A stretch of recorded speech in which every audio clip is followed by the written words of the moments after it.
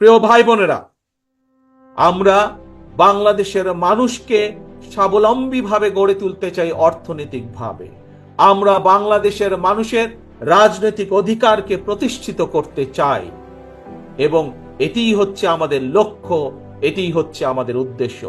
কিন্তু এই লক্ষ্য এবং উদ্দেশ্যকে বাধাগ্রস্ত করার জন্য স্বৈরাচারের দোসররা এখনো তাদের ষড়যন্ত্রকে অব্যাহত রেখেছে।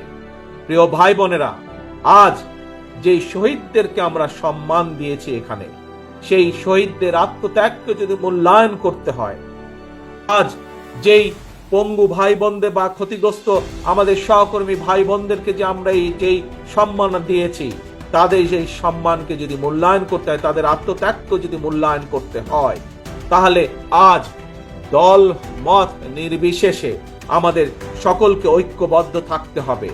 ঐক্যবদ্ধ থাকতে হবে আমাদেরকে এই দেশের স্বার্থে, দেশের মানুষের স্বার্থে ঐক্যবদ্ধ থাকতে হবে। আমরা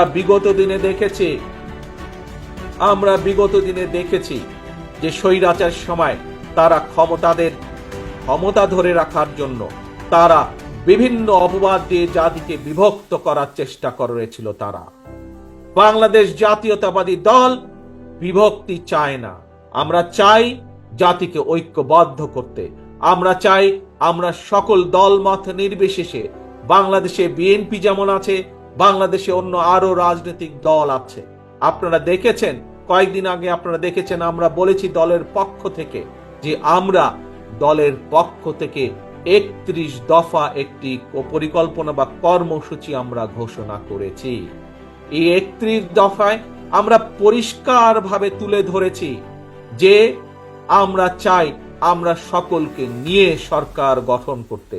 আমাদের সাথে বিশেষ করে আমাদের সাথে বিগত 17 বছরের স্বৈরাচার বিরোধী আন্দোলনের সময় যে সকল রাজনৈতিক দলগুলো আমাদের সাথে ছিলেন, যে সকল রাজনৈতিক দলের নেতৃবৃন্দ আমাদের সাথে ছিলেন এবং এখনো আছেন, আমরা চাই দল মত নির্বিশেষে সকলকে নিয়ে এই জাতি গঠন করতে, সকলকে নিয়ে এই দেশকে পুনর্গঠন করতে।